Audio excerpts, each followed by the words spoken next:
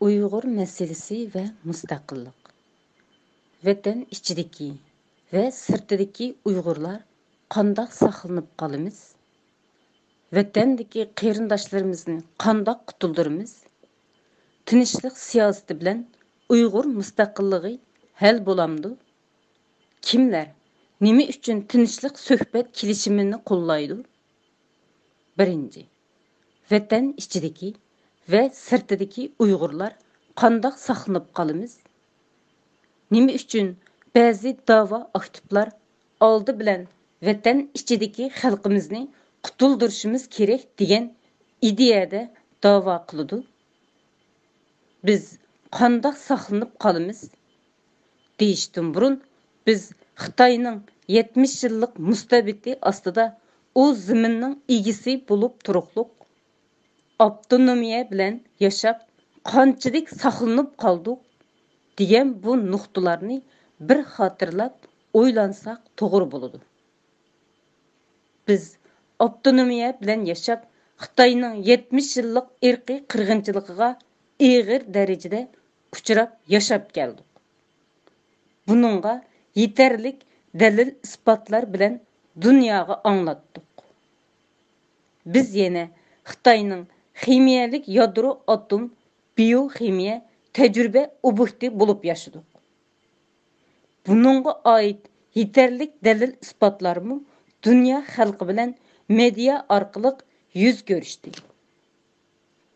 Biz o ziminin egisi bulgan turuqluq, Xitayning bergen quruq avtonomiya bilen nimege eriştik? Qeyrindaşlarımız ve hayatımızı saqlab qalaldık mı? Tupraqlarımızın baylıqları bizning turuqluq, bizning qo'limizda nima bor? Biz qaysi baylıqqa yoki qaysi bir mansabga erishdik? Bu savollarga hech bir Uyg'ur javob berolmaymiz.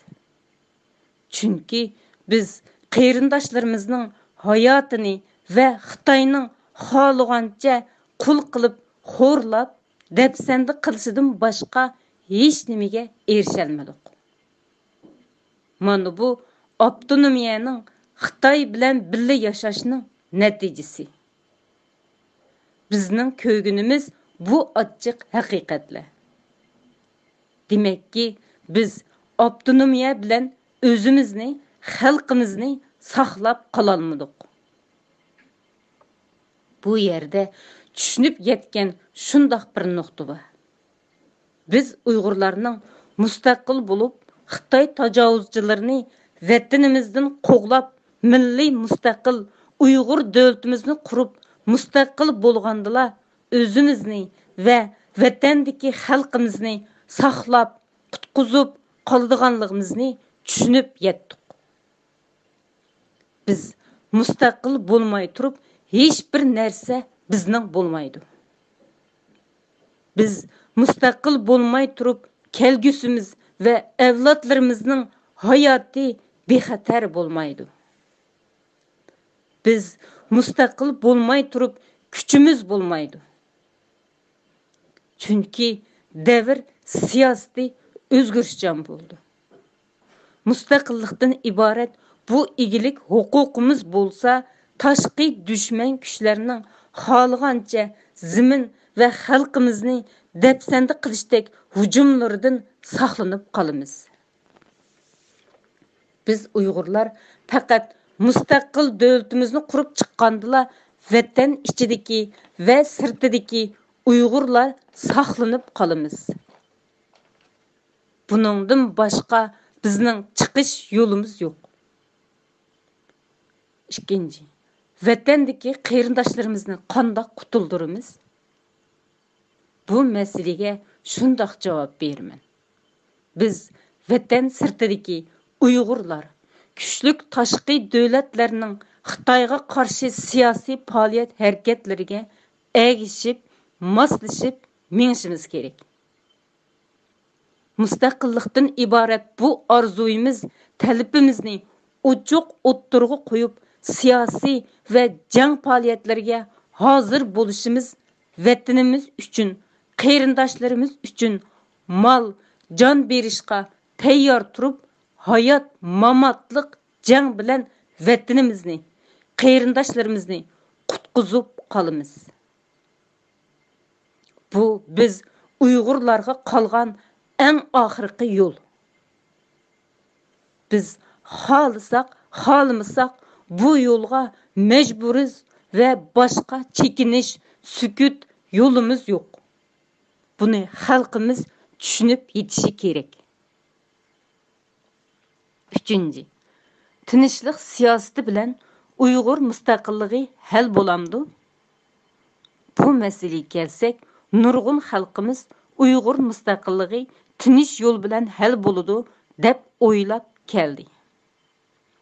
Ve hozirmi shundoq o'ylaydigan xalqimiz bor. Ammo Uyg'ur masalasi, Uyg'ur mustaqilligi allburun tinchlik siyosiy suhbatlardan o'tib ketdi. Agar tinchlik yo'li bilan hal bo'lgan bo'lsa-da, Xitoy virusdan burun hal qilgan bo'ladi. Xitoy tinchlik yo'lini emas, jangni tanladi. Shuning uchun Uyg'ur masalasi tinchlik yo'l bilan hal bo'lmaydi. 4. Kimlar nima uchun tinchlik yo'lini qo'llaydi? Bu masalaga kelsak, Uyg'ur mustaqilligini xohlamaydigan, Uyg'ur mustaqilligiga qarshi ichki va tashqi bir qism kuchlar mavjud. Bular ichimizdagi Xitoyning yerlashtirib mustaqilligimizga qarshi ichki ziddiyat silib, xalqimizni mustaqillik mumkin emas deb turli ideya bilan Uyg'urlarimizning ishonchisini, kallasini kontrol qilib, qaymoqtirib Xitoy bilan birga yashash, demokratiyaga o'xshash Xitoydan ayrilmaslik gibi xizmatlarni ishlab tashviq qilib mustaqillik davoyimizdan voz kechtirish, burmalashga o'xshash xizmatlarni ilib bormoqda. Bular albatta Uyg'ur masalasini tinchlik yo'l bilan hal bo'ladi deb xalqimizni aldab keldi. Ammo ular bizning masalamizning tinchlik yo'l bilan hal bo'lmaydigini obdan biladi. Pakit bu yerda bir taktik siyosiy o'yin o'ynab 70 yildan beri Uyg'ur davoyimizni o'ynatib kelgan bo'lsa, yana shu yo'l bilan davom qilib menish uchun qo'llanib kelayotgan siyosiy taktik yo'ldan iborat. Bular siyosiy sahnalarda Uyg'ur davosida rolini davom qilib turadi. Biz mustaqilligimizni qo'lga olganga qadar bularning vazifasi davomlashadi. Shuning uchun aziz xalqim, bular tinchlik yo'lini va Uyg'ur masalamizni tinchlik bilan hal bo'ladi deb qo'llab kelgan. Undaqda biz Uyg'urlar bu vaziyatga qanchalik hozir biz?